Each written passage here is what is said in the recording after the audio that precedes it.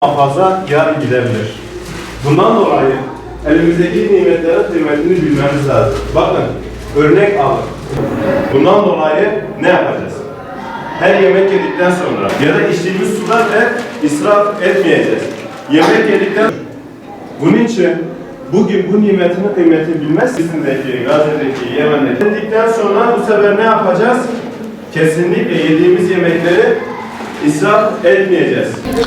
Gaziantep Peygamber Sevdaları olarak 3 senedir düzenlemiş olduğumuz yaz okulunda Kur'an dersleri verme, gençleri yetiştirme, özellikle onlara manevi bir bilinç aşılama, maneviyat yükleme ve onları gerçekten de geleceğe taşıma noktasında bizler yaz okullarımızı tekrardan açtık.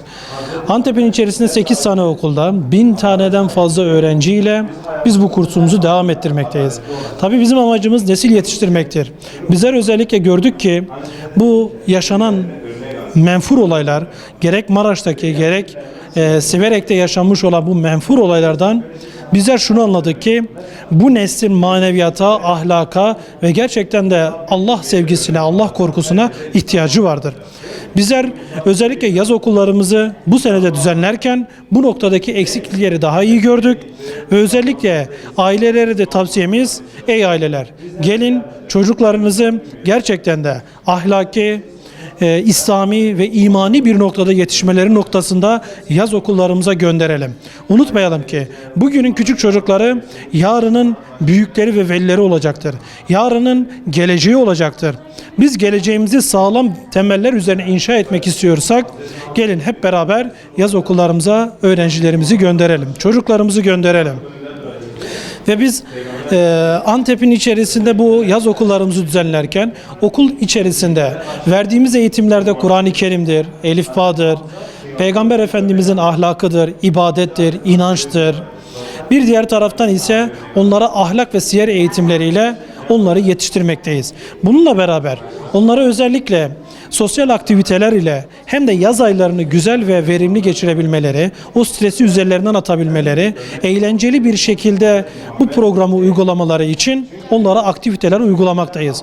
Uyguladığımız aktivitelerin içerisinde futboldur, voleyboldur, sınıf içi oyunlardır, bununla beraber gezilerdir, pikniklerdir, birçok faaliyet ile onları da özellikle sosyal aktiviteler ile desteklemekteyiz. Güzel ahlakın bir örneği nedir?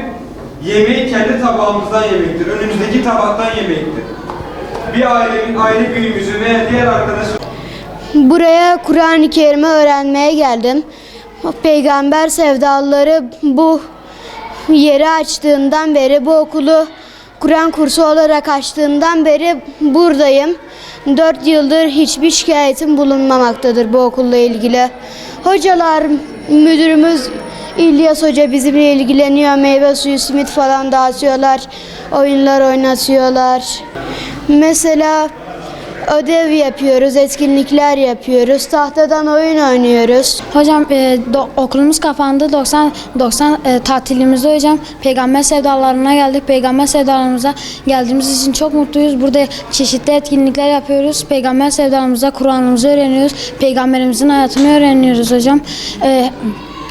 Öğrendiğimiz şeylerle de hocam geleceğe daha çok İslam'ı yayıyoruz hocam ve bu kursa geldiğimiz için çok mutluyuz. Hocam biz okulumuz kapandı. Hocam yaz kursu açtı Peygamber Sevdalarından.